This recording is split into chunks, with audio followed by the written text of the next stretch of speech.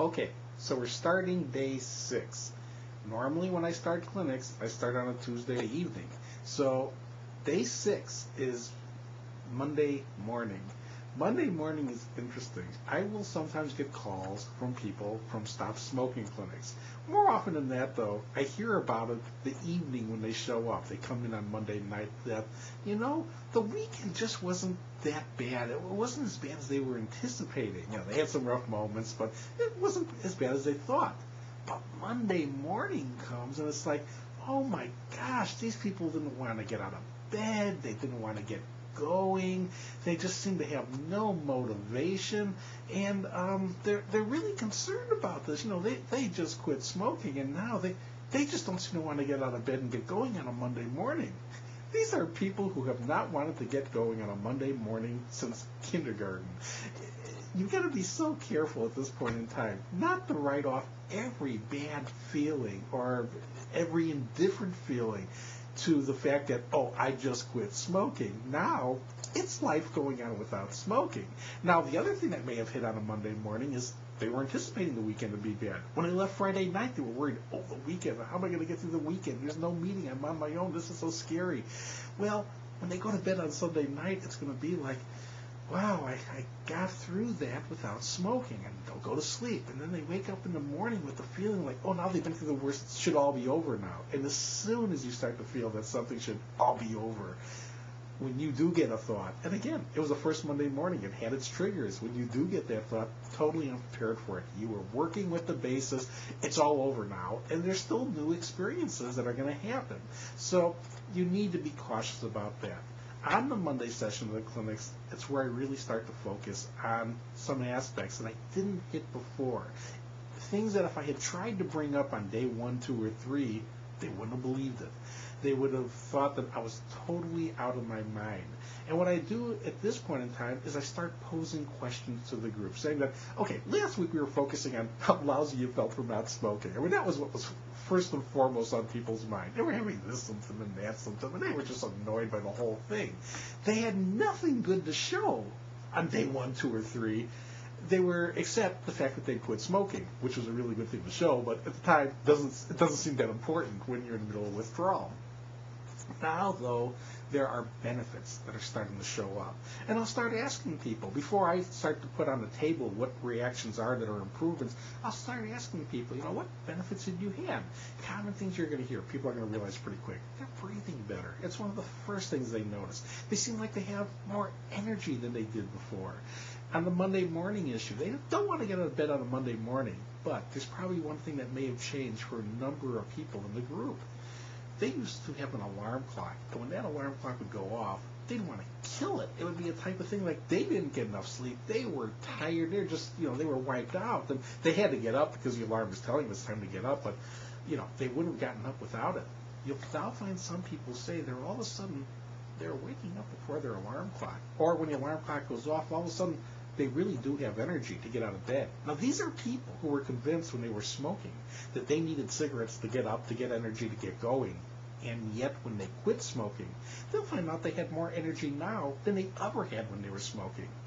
Many times, people are already feeling calmer. Now, again, if I told people this the first day, and again, I mentioned to them the first day that they will calm down, but they don't believe it. At this point in time, there are a fair number of people in the group who are calming down. And what's interesting is they're often the same people who have more energy. And it sounds like, opposing terms. How can you be calmer and have more energy? Well, calm means when there's nothing going wrong, you're okay. You're not, nervous. You don't have this, deep-seated anxiety coming out of nowhere, which was basically a drug withdrawal state that you didn't know was occurring. That's, being calmer now. You don't have those effects. Energy is if you have to get up and do things and you have, physical demands, you can do them now. And some people are noticing these things already.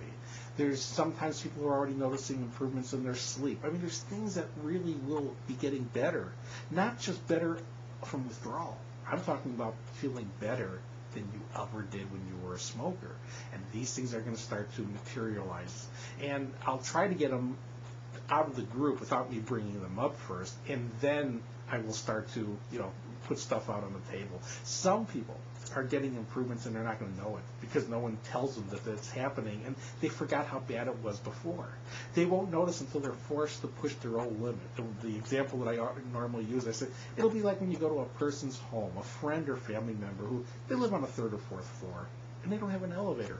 Now, I'm not saying when you were a smoker, you were such a, impaired person. You were so crippled, you couldn't get up to their apartment. You did. You actually used to go up to 3 or 4 flight of steps. But what would happen is you'd be kind of winded when you get up to 3 or 4 flight of steps. What would happen is you'd knock on the door, they'd answer it, they'd go hello, you'd go, and that'd be the conversation. You'd be out of breath. You couldn't talk. Well, now all of a sudden, you go to this person's house for the first time. Again, it may be a week after you quit, it may be months after you quit. You'll go up the stairs, you'll knock on the door, they'll go hello, you'll go hello, and you realize, oh my God, I never had that conversation before. And you'll see, again, an improvement that you have now from not smoking. So there are things that are going to happen over time, and you want to acknowledge them when they happen. You want to make a mental note. Or, if you made the list that I talked about, the first video that I wanted you to watch, add it to your list. Look what's better now than when I was smoking. That can be a powerful tool. I'm going to attach a few videos today. Again, yesterday I didn't because I was saying there really wasn't anything new that needed to be hit. Today there are a few concepts that I do want to get into. And it really is starting to think longer range and look longer range and be prepared for certain things that will happen. The important ones that I'm going to put in here today, there will be 2 video links. One of them is how people were avoiding things and how they thought they could never do them, and now how important it is to really start doing these things, putting yourself into environments that you just know you can't get through without smoking, because you're going to know that you can get through them without smoking by getting through them.